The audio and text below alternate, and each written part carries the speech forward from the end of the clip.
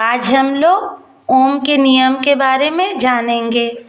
George Simon ओम नाम के एक वैज्ञानिक थे जिन्होंने 1827 में अपने प्रयोग में यह पता किया कि जब किसी चालक के सिरों पर विभवांतर लगाएं तो उसमें जो बहने वाली धारा होती है उनके मध्य एक संबंध होता है।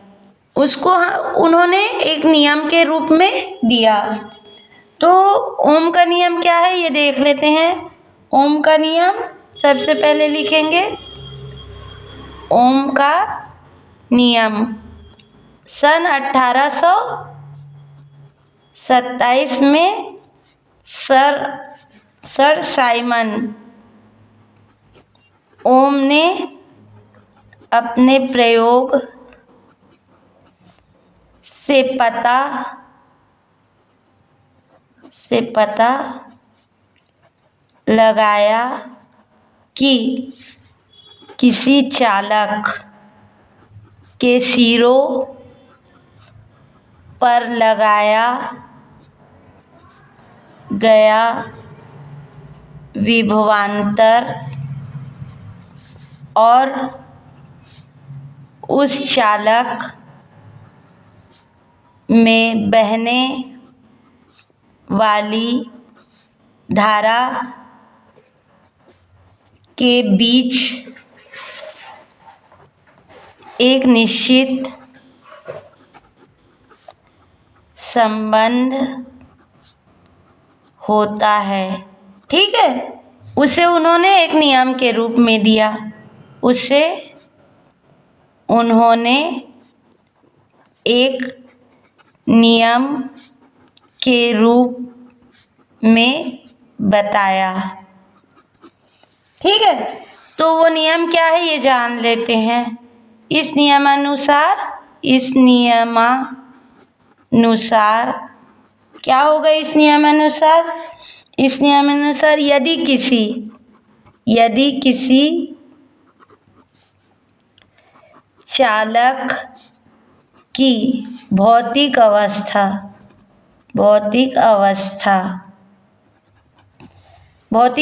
माने जैसे उसके लंबाई, चौड़ाई, ऊंचाई, तापमान आदि में परिवर्तन ना किया जाए। भौतिक अवस्था जैसे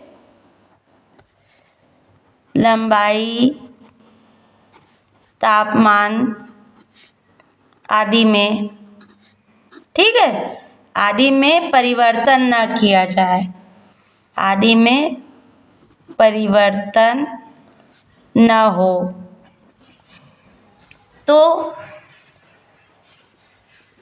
तो उसमें बहने वाली धारा उसके सिरों पर लगाए गए विभवांतर के अनुक्रमानुपाती होता है।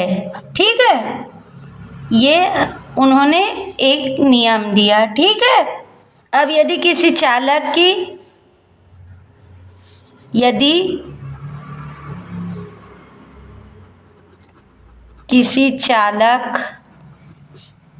के सिरों के बीच लगाया गया विभवांतर क्या है, V। ठीक है, और उस चालक में बहने वाली धारा I है और उस चालक में बहने वाली धारा I है तो क्या होगा। तो इस नियमानुसार V अनुक्रमानुपाती या समानुपाती I हो जाएगी। अब ये समानुपातिक नियतांक हटाए तो एक कांस्टेंट लग जाएगा, v equal to r i. ठीक है, इसे दे देते हैं हम इक्वेशन नंबर 1। r क्या है? r एक कांस्टेंट है जिसे चालक का प्रतिरोध कहते हैं, जहां r इक्वल टू कांस्टेंट या नियतांक, इसे चालक का प्रतिरोध कहते हैं। ठीक है, और ये समीकरण के कई रूप हो सकते हैं ना। जो समीकरण है इसको हम क्या लिख सकते हैं?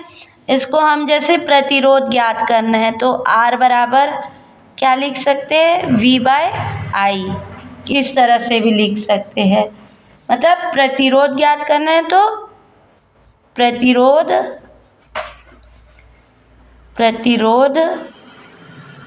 बराबर विभवांतर बटा I क्या है हमारा? I है बहने वाली धारा।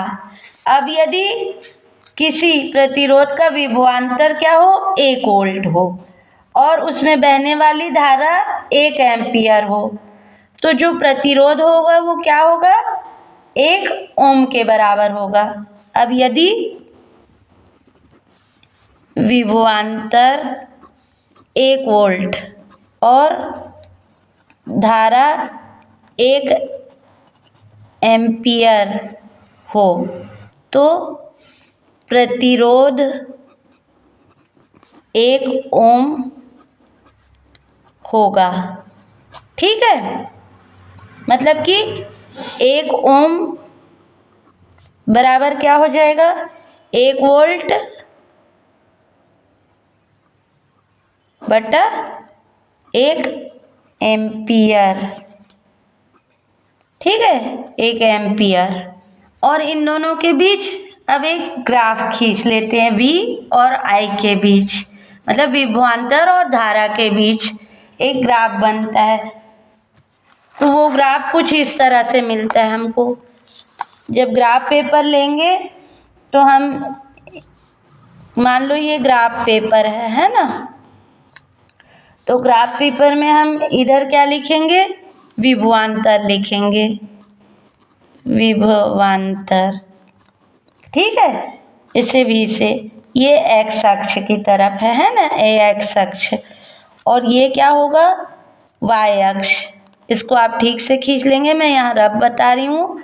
y अक्ष, इधर हम लिखेंगे धारा I। ठीक है, और इधर, और जब इनके बीच ये क्या है? मूल बिंदु O या शून्य, है ना।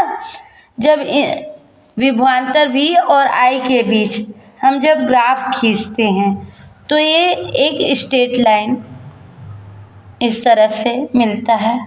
तो इस तरह से आप ओम के नियम को अपने शब्दों में लिख सकते हैं। ठीक है।